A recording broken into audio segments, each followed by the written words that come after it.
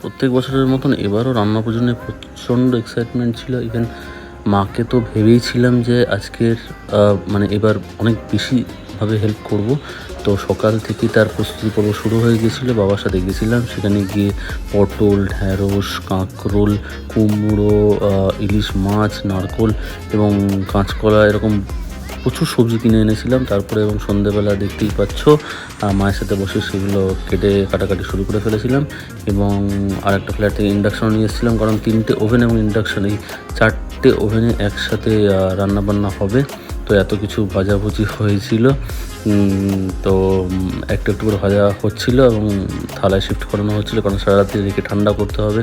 তো দেখতেই পাচ্ছ এখানে 2টো ওভেন চলছে। এখানে আমি ইন্ডাকশানে নাড়ছিলাম, আর ওখানে মা ছিল, মাসিও মাঝখানে এসেছিলো কিছুটা হেল্প করতে। তো বেশ মজা লেগেছে। এইভাবে বাঙালি